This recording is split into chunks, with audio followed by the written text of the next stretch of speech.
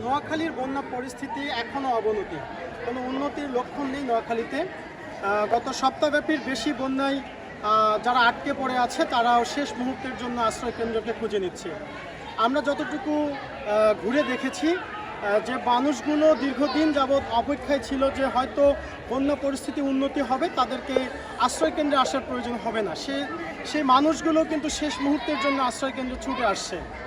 আর আশ্রয় কেন্দ্রগুলোতে ঘুরে আমরা যেটুকু তথ্য পেয়েছি, যে সমস্যাগুলো আমাদের কাছে তারা জানিয়েছেন সেটি হচ্ছে অন্যতম হচ্ছে মেডিকেল যে সার্ভিসটি প্রয়োজন, মেডিকেল যে টিমগুলো প্রয়োজন সেগুলো কিন্তু আশ্রয় কেন্দ্রগুলোতে নেই। আর সবচেয়ে বড় যে বিষয়টি হয়ে দাঁড়িয়েছে সেটি হচ্ছে নোয়াখালী কিন্তু বন্যা কবলিত অঞ্চল সাধারণত না, এই অঞ্চলের মানুষ এবং একটি প্রজন্ম কিন্তু বন্যায় কখনো দেখেনি। ফলে তারা আতঙ্কিত হয়ে তারা বন্যার সময় যে ধরনের ব্যবস্থা নিতে হয়, কোন প্রয়োজনীয় জিনিসটিকে সংরক্ষণ করতে হয়, কোথায় সরিয়ে রাখতে হয়, সে বিষয়ে কিন্তু তারা একেবারেই অনভিজ্ঞ এবং নৌযান তারা ব্যবহার করতে জানে না। ফলে তারা যে কোনো ধরনের রেস্কিউ করার ক্ষেত্রে, কোথাও সরিয়ে যাওয়ার ক্ষেত্রে তাদের যে প্রয়োজনীয় অভিজ্ঞতা সেটুকু তাদের নেই।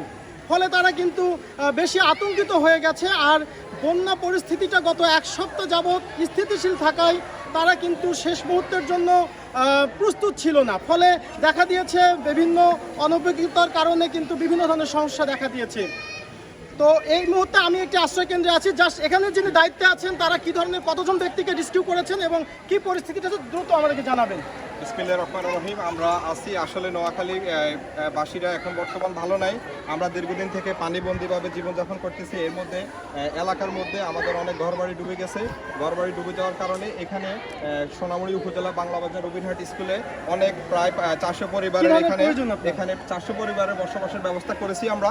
আমাদের সরকারিভাবে এখন পর্যন্ত কোনো সহায়তা আমরা পাই নাই। আমরা নিজেরা উদ্যোগ নিয়ে আমাদের কমিটি নিজেদের উদ্যোগে আমরা সহায়তা করতেছি। কিন্তু আমাদের কাছে আর মাত্র 2-1 দিনের এদেরকে খাবারের ব্যবস্থা আছে এবং চিকিৎসার ব্যবস্থা আছে। তার পরবর্তীতে আমাদের কোনো খাবারের ব্যবস্থা নাই। জি, শুনছিলেন যে আসলে 2-1 দিন পরে তাদের কি করবে এই ব্যবস্থাটাও তাদের কাছে নেই। প্রয়োজন সরকারিও যে সহযোগিতা সেটি দ্রুত প্রয়োজন। তো নোয়াখালী থেকে এই ছিল সর্বশেষ আমার কাছে।